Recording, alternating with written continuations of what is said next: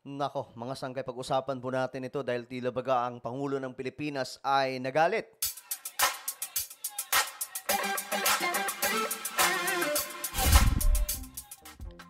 PBBM, mga sangkay, nag-alburuto, no? Naglabas po ng isang mabigat na statement regarding po dito kay Alice Guo at kitang-kita po, mga sangkay, nagigil po ang presidente ng ating bansa. Pag-usapan po natin ito, but before tayo magsimula, pakisubscribe po muna yung ating YouTube channel. Ayan, sa baba ng video na to, makikita nyo po, mga sangkay, yung subscribe button. Pindutin nyo lamang po yan, tapos i-click nyo yung bell at i-click nyo po yung all. Sa mga nanonood naman po sa Facebook, i-follow nyo po yung ating Facebook page. Ito, usapang politika ba ang tawag dito, mga sangkay? Pero hindi rin po matatawag na politics eh. Though politician ang involved, pero pumapatungkol po ito sa national security ng Pilipinas. Itong si Alice Guo kasi, mga sangkay, na isang espiya, sinasabing espiya daw po na itinanim ng China sa ating bansa, nakalabas na daw po ng Pilipinas. Ngayon, may mabigat pong mensahe dito si PBBM. Ayan po ang mensahe ni Mr. President Ferdinand Romualdez Marcos Jr. Dito tayo, mga sangkay. Sabi niya dito, "Let me be clear. We will expose the culprits who have betrayed the people's trust and aided in her flight." So dito, mga sangkay, sinasabi po ni PBBM na i-expose namin ang kung sino man ang may kagagawan neto, na nagtraidor sa bayan, kung sino man ang tumulong dito kay Alice Guo na makalabas ng bansa. Kayo, bago natin basahin to, mga sangkay, dito po muna tayo sa balitang to. Tingnan natin, tungkol pa rin po yan dyan. Sabi dito, mga kasabuat, sa pagpalabas o paglabas ng bansa ni Alice Guo, pananagutin. Kasi, nakakapagtaka kasi, mga sangkay, mukhang may kapit po siya sa loob eh. Ako naman, hindi na rin po nagtaka kasi marami po dito sa bansa natin mga mismong politiko na mga pro-China. Diba? Mga pro-China. Panoorin po natin. Tiniyak ng Department of Justice na mananagot sa batas sa mga naging kasabwat sa pagtakas ni dismissed Bamban Mayor Alice Guo. Naku, mananagot sa batas. Ayon naman sa Bureau of Immigration, Sino kaya? posibleng sa iligal na paraan ang naging pag-alis ni Guo sa Pilipinas. Si Luis Erispe sa report.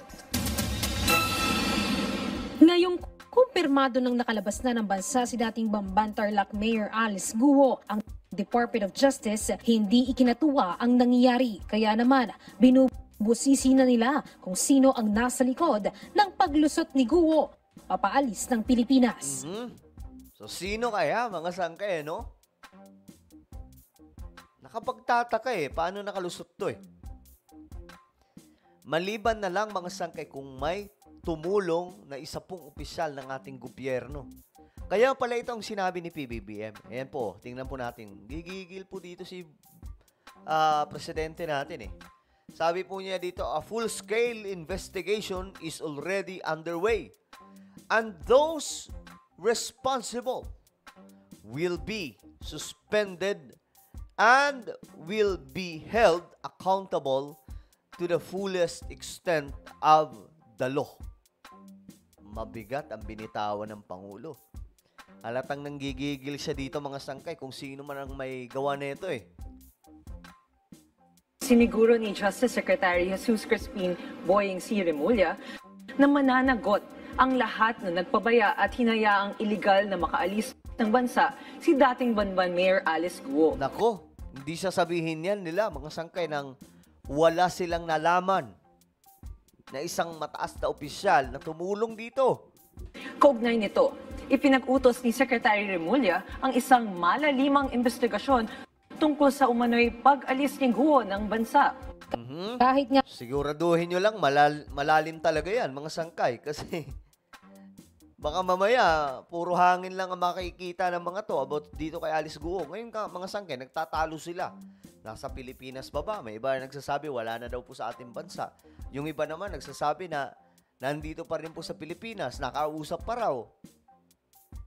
Nakakalito mga sangkay.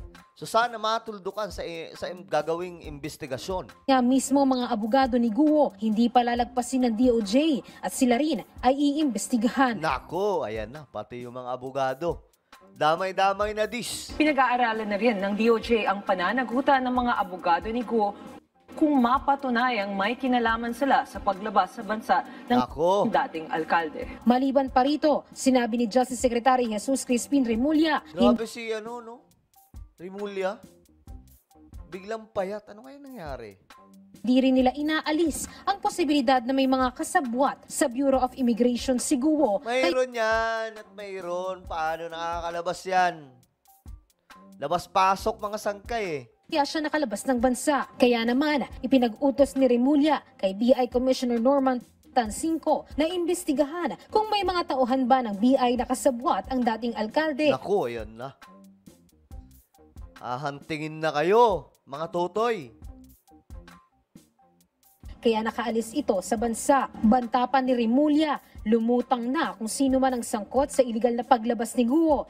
Bago pa niya maungkat kung sino ito dahil siguradong mananagot ito sa batas. Nako. Halos ganito rin naman ang pananaw ng Philippine National Police. Considering na napaka-high profile po nung kaso and kilala po halos siguro ng lahat ng nagmo-monitor po sa nangyayari si Mayor Guo.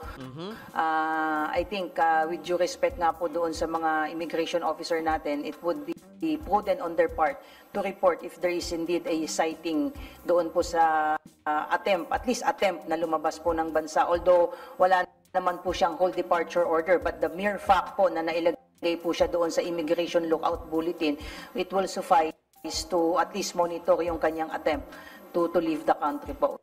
Pero ang sabi naman ng BI dito, posibleng lumusot si Guo mula sa mga mata ng immigration officers at maaari din umanong gumamit ito ng peking stamp.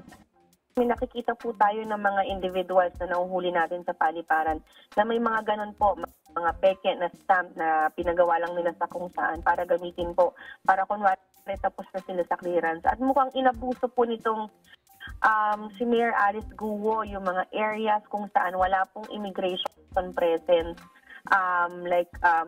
the possible areas po na nakikita natin na posible po yung ginamit ay yung mga private airstrip. Paliwanag pa ng BI, sa kabila ng Immigration Lookout Bulletin laban kay Guo, hindi lumabas sa kanilang centralized database ang biyahe nito. Kaya tingin nila, bukod sa private airstrip, ay tumawid din ito ng dagat para makaalis ng Pilipinas. Sa huling impormasyon naman anya ng BI, mula Malaysia, nakabiyahe na naman ang kampo nila Guo papunta naman ng Indonesia. Nako. Nakikita po natin na information ay nakarating po siya ng Indonesia. Yun po ang pinaka-recent. Just the other Matindi, day no? po, August 18, siya po ay nag-travel from Merong nagpapalusot niyan. Ganun-ganun na lang. Kaya pala si BBM, gigil na gigil eh. Singapore papunta po ng May matatanggal daw mga sangkay eh. May masususpinde. Indonesia. Tiniyak naman ng Office of the Solicitor General na walang epekto sa mga kasong inihain nila ang naging pag-alis ni Guo. Ganito rin sa Commission on Elections na tuloy pa rin ang kanilang preliminary investigation hinggil sa misrepresentation case ni Guo. Pero si Senator Risa Hontiveros may bago namang panawagan sa ngayon. Mukhang masyado siyang maluwag na nakakakilos, kaya nga O diba, nakakalabas-pasok. yung pinakahuling panawagan ko ay sa Department of Foreign Affairs na kanselahin na yung kanyang passport, lalo na't napatunayan na natin ng NBI at sa aming investigasyon. Alam niyo naman kung sino yung mga pro-China dyan ng mga opisyal, di ba? Baka may kapit talaga eh. Hindi siya Pilipinong mamamayan, so wala siyang kay humawak ng Philippine passport at gamitin nito para umiwas sa pag-effect ng warrant of arrest ng Senado. Luisa Eris. Okay, so ayun nga po, si BBM, bad trip dito, ayan o. Sabi po niya dito, there is no room in this government for anyone who places personal interest above serving the Filipino people with honor, integrity, and justice. So dito mga sangkay, sinabi ng Pangulo na mayroong pong matindi at malalimang investigasyon na ginagawa ngayon. At kung sino man ang responsable o mga responsable, masususpende at sabi po dito mga sangkay, will be held accountable to the fullest extent of the law. So magtago na kayo. Ayan na, madadali kayo dito. So ano po ang inyong opinion mga sangkay? Just comment down below. Now I invite you guys, please subscribe my YouTube channel, Sangkay Janjan Daily. Hanapin nyo po ito sa YouTube, then click the subscribe, click the bell, and click all. So ako na po ay magpapaalam, mag-iingat pong lahat. God bless everyone.